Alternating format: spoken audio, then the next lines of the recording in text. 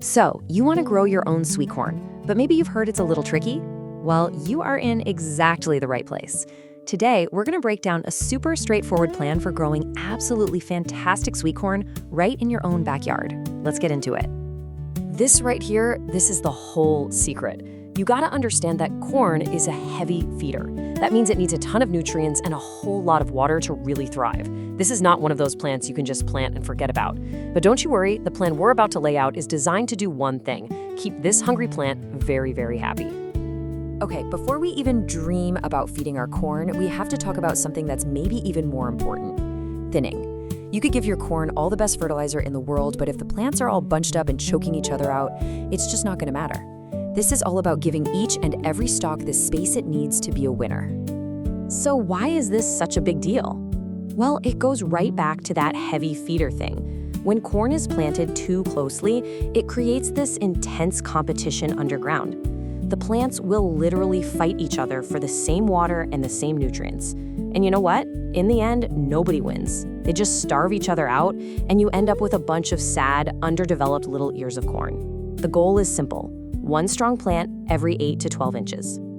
Now, how you actually do the thinning, well, there's a bit of a debate.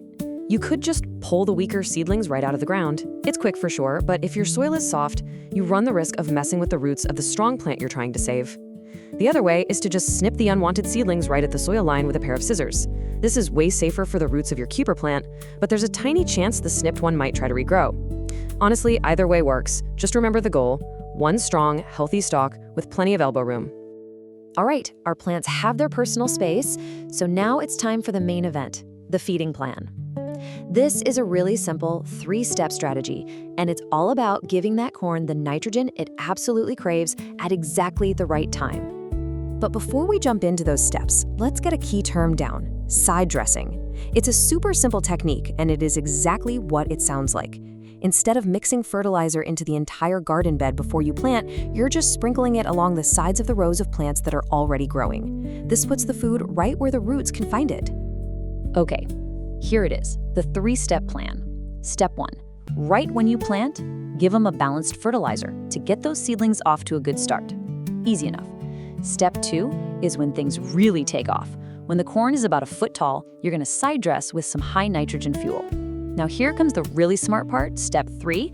It's optional. When the corn is about knee-high, you just look at the leaves. If they're not that rich, dark green color, you give them another boost. If they are, you save your time and you save your fertilizer. Simple. So, after you've put down that fertilizer, you can't just leave it sitting on the surface of the soil. And that is where our next step comes in: hilling. This is just the process of pulling soil up and mounding it around the base of the corn stalks. It sounds simple, but it is so, so important. And this shows you exactly why hilling is such a game changer. First, it covers up that valuable fertilizer you just put down, making sure it actually gets into the soil and doesn't just wash away in the next rain. Second, it smothers all those little weeds that are trying to pop up and steal nutrients. And third, and this is a big one, it gives the plant physical support. It builds a stronger base to help those tall stalks stand up to strong winds and summer storms. It's a win-win-win. Just a quick pro tip for you: if you're planting in those super efficient double rows, you're gonna have to do this part by hand. You can't really get a wheel hoe in there for hilling, so you'll need a regular garden hoe or a rake. Yeah, it's a little more work, but believe me, it's totally worth it for the bigger harvest you're gonna get. So we've fed our corn, we've given it a nice, stable base. Now we have to protect it. Our biggest enemy is gonna be the corn earworm. It's a nasty little pest that can ruin a perfect ear of corn. But the good news is we've got some great organic options to fight back. The 2 main organic controls are Bt and spinosad. Think of Bt as a specialist. It's a naturally occurring bacteria that only goes after caterpillars and worms, leaving all the good bugs like bees alone. Spinosad is a little more powerful, it's broader spectrum. Because it can harm pollinators, the key, and this is so important, is to always spray it late in the evening when all the bees have gone home for the day. And here is a tip that will save you so much time, money, and frustration. Never ever spray before it rains. A single good downpour will just wash all your hard work right off the plant. Always check the forecast and wait for a clear window of time after the rain has passed.